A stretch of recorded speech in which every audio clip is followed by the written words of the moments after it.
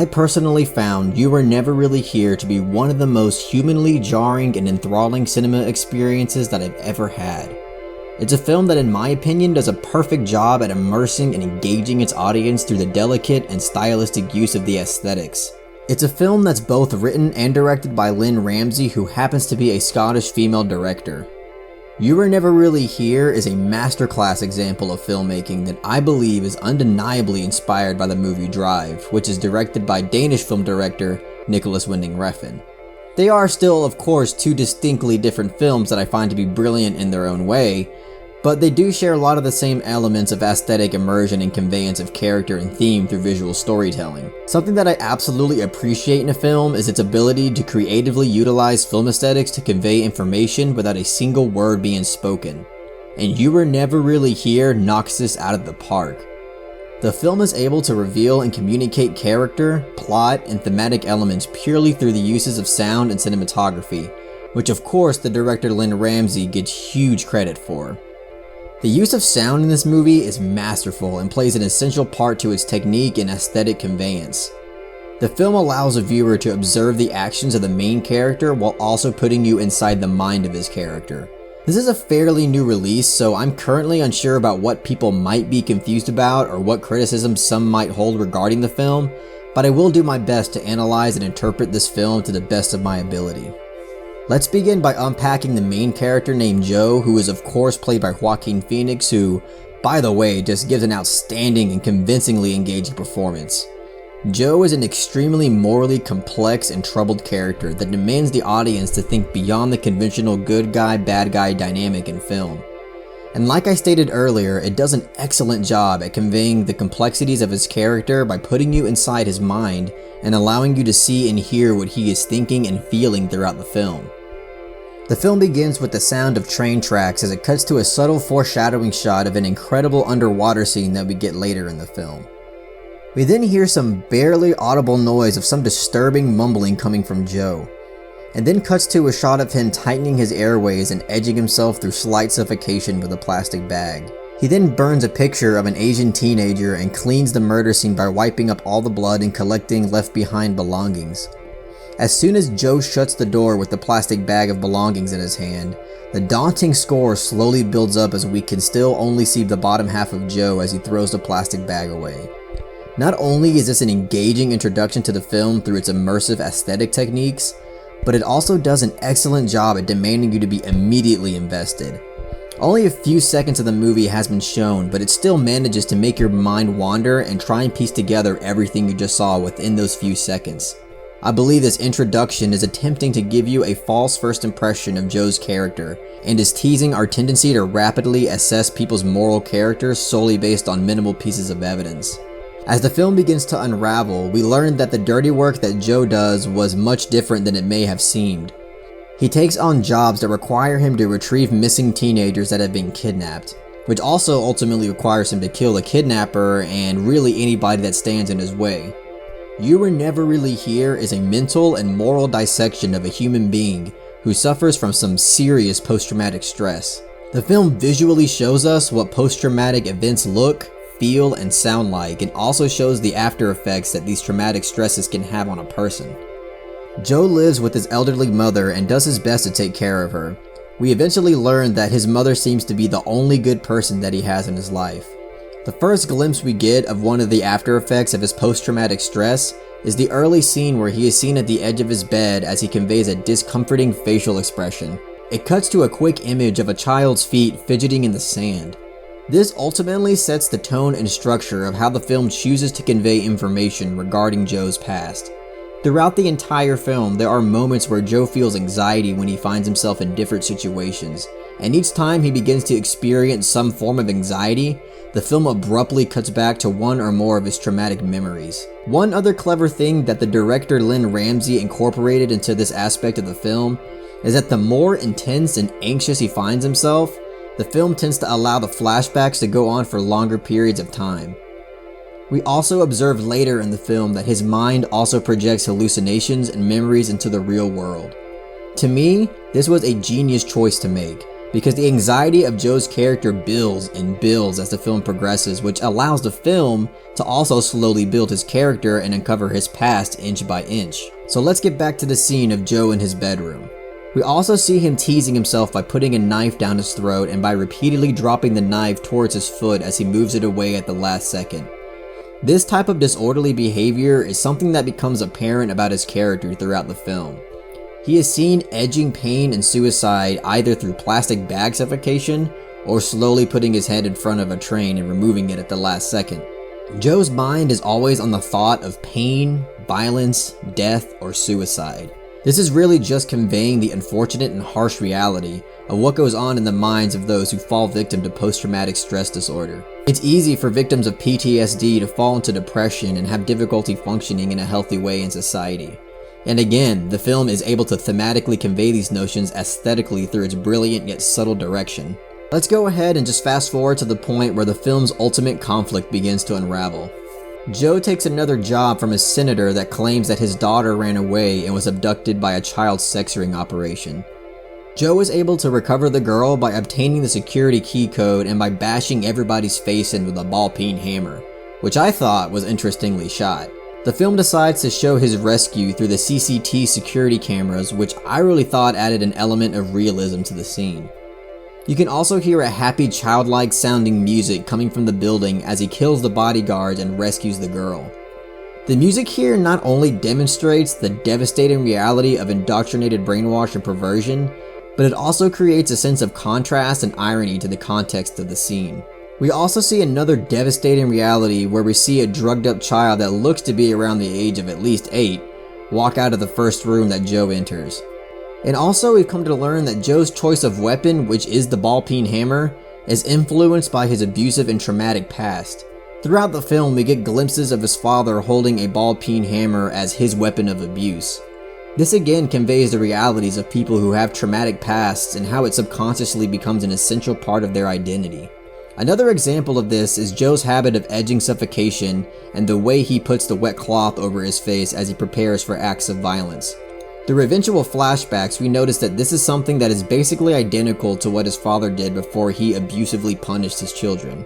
So when Joe eventually raids the room where the missing girl is found, we get a blurry shot of the girl's face that slowly becomes more clearer as she lays motionless and unresponsive. We also hear her counting down from 40. This particular shot and scene takes place within the mind of the teenage girl. The teenage girl is unfortunately a victim of child sex trafficking. This results in her having to deal with being drugged up constantly, all day, every day, for obvious reasons I shouldn't really have to explain. Her counting down from 40 is her own way of keeping a mental note of how long she has until she is able to regain the valuable level of consciousness. This is apparent because when we see her reach the number 1, the audio is no longer coming from her head and is actually being physically vocalized. One really cool thing that I noticed about this scene is that it cuts away from the scene where we hear her counting in her head to allow us to observe Joe take care of a situation. It eventually cuts back to her where we can hear her counting down again, but what's really cool is that her countdown is timed perfectly. Seriously, if you pick up the countdown where it left off when the scene cuts away, it will be exactly on time with the film's countdown when it cuts back to it. This is something that's more fun than anything, but it really does show the preciseness and delicacy of Lynn Ramsey's direction and execution. Joe takes the teenage girl named Nina back to the hotel where he made plans to rendezvous with the father. As Nina flips through the channels, a news story comes on that covers current breaking news of the senator committing suicide by plunging off a skyscraper. The young hotel worker knocks on the door, and when Joe opens the door, a cop shoots the innocent boy in the head and gets one of his partners to carry Nina away. Joe catches the cop off guard and makes a quick decision to fight the cop to death. This to me is one of the many aesthetically jaw-dropping moments in the film. As Joe and the cop fight and violently sling each other around, the audio of reality is silenced as we hear the unsettling score take over the scene. This is again a great aesthetic way to express the way Joe is feeling and thinking throughout the scene. I love when films do this because to me it really immerses you into the moment that you're watching unfold on screen. As they are viciously fighting, the camera angle gets knocked over and points upward on a cracked mirror that reveals Joe strangling the cop and eventually snapping his neck. Once this is done, the audio of reality cuts in a tad bit as we hear Joe's exhausted panting and breathing. And this might be overreaching, I'm not quite sure, but to me the reflective image through a broken mirror of Joe laying next to a corrupt cop he was forced to kill symbolizes the reality of a broken man and a corrupt society and police institution. This is more than likely the checkpoint of the film that some people might have found themselves confused as to what exactly is occurring. I'm just going to backtrack for a second here and point out that the film does an extravagant job at conveying Joe's inner emotions and thought process when he prepares to fulfill his mission.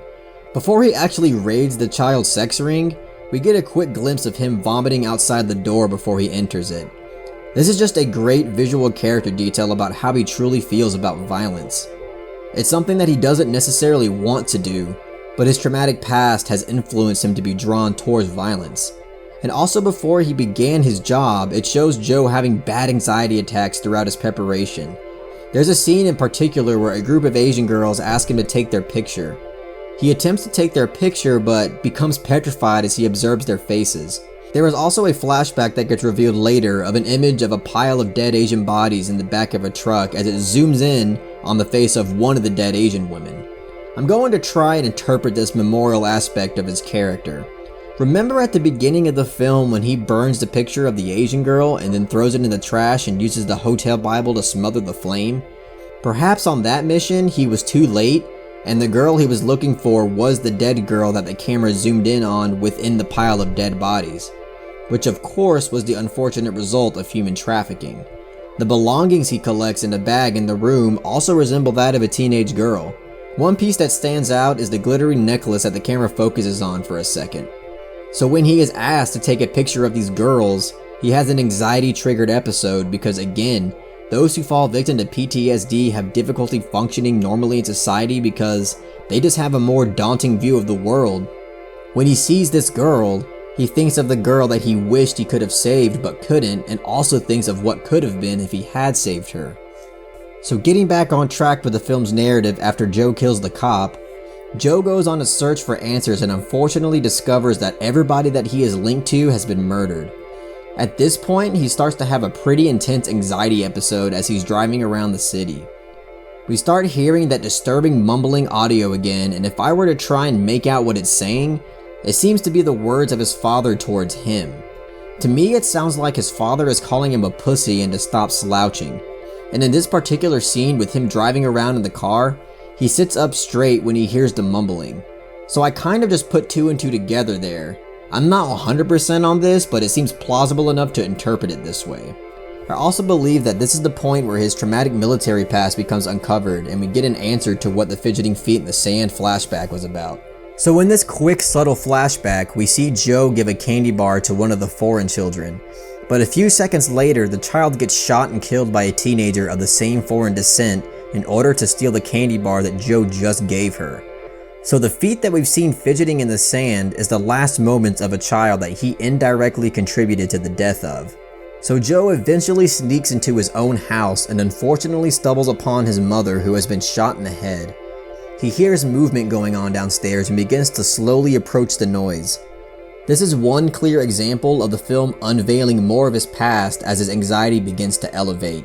It's done in this way because again, the film is recreating what's going on inside the mind of our main character. Joe takes 2 shots, kills one intruder but accidentally leaves the other one critically wounded but still alive. The wounded intruder helplessly crawls towards the kitchen as Joe stops him and asks for answers regarding his mother and Nina, which again is the teenage girl he tried to rescue. The intruder is able to say a few things and mentions that his mother was asleep when his friend pulled the trigger and that Nina is the governor's favorite one and trades her around. The notion of his mother being asleep when they shot her may seem comforting on the surface, but when I first heard this piece of dialogue, I immediately thought back to the beginning scene where Joe comes back from the mission and sees his mother sleeping in the living room. His mother laughs as he jokes about how she got him again. This shows that the mother tends to joke with Joe about pretending to be asleep when she's really not. So bringing it back to the current scene, it's possible that the mother wasn't actually asleep and was just pretending that she was because she assumed that the movement she heard in the house was Joe. It's kind of a downer, but just thought it was something to think about. The other thing the intruder mentions is that the governor likes to trade them, but Nina is his favorite. So at this point, I'm gonna go ahead and just explain the film's plot conflict for anybody who seemed to be confused at this point. So basically, how the whole cluster of shit began was because the senator that asked Joe to retrieve his daughter from the child sex ring was full of crap. He allegedly claimed that Nina was his daughter that ran away from home and got kidnapped, but in reality, he is just a disgusting, powerful politician who voluntarily involves himself in child sex trafficking. Some sort of conflict occurred between the governor and the senator to where the senator probably lost some sort of privilege to use Nina for sex. So the senator got despicably butthurt and sent Joe on a selfish, false mission in order to try and retrieve Nina for himself. It's similar to Refn's Drive in the sense that the main character is lied to about the specifications about an illegal job and ends up paying the consequences by getting caught up in something that was way larger than what he thought. So when the governor found out that his sex ring has been infiltrated and his favorite possession Nina has been taken, he sicks his paid security policeman to kill everyone who is a possible link and retrieve her back.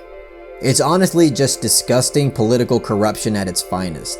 So going back to the scene with the helpless intruder in the kitchen, Joe decides to give him some pain medication, and not only does he do that, but he lays down with him on the ground as they both begin to hum a song that's playing in the background. The wounded intruder reaches for Joe's hand for comfort, and Joe willingly holds it grippingly as he dies. This is just a wonderful and insightful character moment for Joe. This scene truly conveys that Joe has a good heart. He has mercy. I mean, the guy is an accomplice to killing his mother, and Joe still decides to give him a peaceful death. He still has mercy and pity for him to the point where he is willing to give the guy a peaceful send-off regardless. Joe wraps his mother's body up in a bag and drives out to a lake. He stuffs his suit with large rocks and slowly walks out into the lake with his mother in his hands with the intention of drowning and dying with her body. And then ensues one of the most cinematically captivating scenes that I've ever experienced in a movie theater. It was a scene that to me at first didn't seem like it was going to amount to something big, but as it slowly progresses, it just turned into something that I found to be emotionally euphoric and mesmerizing. We get an astonishing slow-moving shot of Joe slowly sinking deeper into the lake with his dead mother in his arms. He eventually lets go of his mother as he sees her plummet further and further into the lake. This entire scene is accompanied by an emotionally hypnotizing score by Johnny Greenwood, and we also hear interchangeable whispers of his mother and himself. The sheer execution of this scene through excellent and creative uses of direction, cinematography, and sound truly captured the emotion of Joe. It captures the overwhelming amount of despair, loneliness, and blissful peace he is experiencing during his attempted suicide. We hear Joe's voice begin a countdown in his head as the audio transitions from Joe's voice to Nina's voice. He hallucinates an image of Nina's dead body sinking further and further into the lake. This is when Joe comes to the realization that he is unable to achieve a peaceful death. He realizes that if he drowns, then Nina drowns, which is why he sees an image of Nina slowly falling to the bottom of the lake. Joe quickly removes all of the stones in his pocket and fights to the surface. It quickly cuts to an image of Nina also fighting to the surface of the lake, because again, as long as Joe is alive, Nina has a chance of survival. Joe then immediately sets on his mission to find the governor and kill him in order to retrieve Nina. While Joe is on the subway looking at his reflection, we get a quick cut that reveals an image of the senator gently and sensually touching Nina's bare back as the governor walks into the room. This quick bit of visual information is supposed to give more clarity to the audience of what is actually occurring in the plot's conflict. Joe follows the governor's tracks and it leads him to his mansion estate. Joe kills, I believe, 2 different bodyguards, but the film does not actually show him in the act of doing it. The film is directed in a way where it doesn't show you anything that it feels is unnecessary to show. It just shows a few glimpses of them lying dead on the ground, and again, the way the film is able to convey so much substantive information purely through visual means is an impressive feat that should be appreciated by film lovers. Joe enters the house and hears the same happy childlike music that was playing earlier in the film during the raid that was captured on the CCTV security cameras. And he follows the noise and music as he makes his way towards the governor's room. Once he arrives and moves through the door frame, He notices the governor's dead body on the ground with his throat slit. Joe first gently chuckles at this, but then begins to have an intense emotional breakdown, which was brilliantly acted by Joaquin Phoenix. This is such a breathtaking performance and breathtaking moment for Joe. He breaks down because at this moment, he strongly feels that his mission was carried out in vain. The entire reason why he decided to go back on his suicide attempt was because he thought that he was the only way he could save her, and that turned out to not necessarily be true. He gave up a peaceful death with his mother with the hopes that he would be the one to protect her. I believe that he also didn't want her to physically engage in violence at a young age. I believe that Joe sees a lot of himself in Nina. They are similar in the sense that they both share the harsh reality of experiencing severely harmful and traumatic events during their early stages of life. He didn't want her to do something as violent as slitting somebody's throat because he knows that that's going to be another image that she will carry for the rest of her life that will haunt her in the same way that Joe's memories haunt him. Joe musters up the courage to explore the rest of the house and search for Nina. He hears a loud thud in the house and begins to follow it. The audio here transitions from a real thud into hallucinating and repeating thuds. This is another clear example of anxiety-based flashbacks and projections that are recurring the more his anxiety elevates. He sees his mother for a glimpse and sees his father with a wet cloth over his head. We also get another image of him as a young boy breathing inside of a plastic bag in the closet as he hears the loud shrieks of his mother screaming. He finally discovers Nina at the dining table eating some food with blood all over her hands and food. And she's most likely using the same knife she used to slit the governor's throat with. Joe calmly approaches as he puts his hand on her shoulder while his face shows true concern and devastation. She looks down at him and simply tells him that it's okay.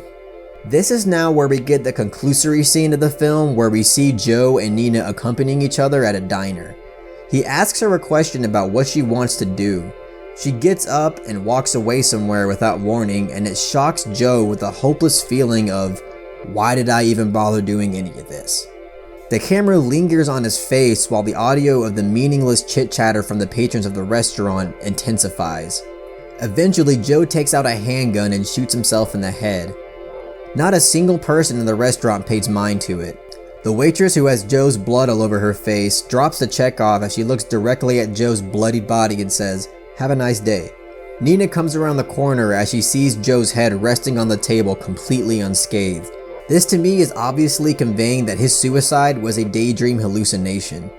The reason why nobody paid any attention to Joe's suicide in the diner is because it's meant to represent the nature of humanity. In reality, when tragic things happen, people just keep it moving and go on living their lives.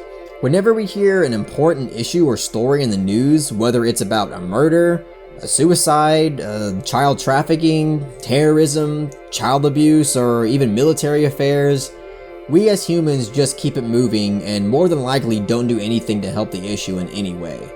Nina suggests that they should go somewhere because it's a beautiful day. Joe agrees with this, sips the remainder of his drink, and the film ends. You Were Never Really Here was truly a blast to analyze. I truly believe that this film is a masterpiece of art house filmmaking, and it gave me an unforgettable and mesmerizing movie theater experience, and I give an enormous amount of appreciation and thanks to the writer and director Lynn Ramsey for creating such a uniquely enthralling film.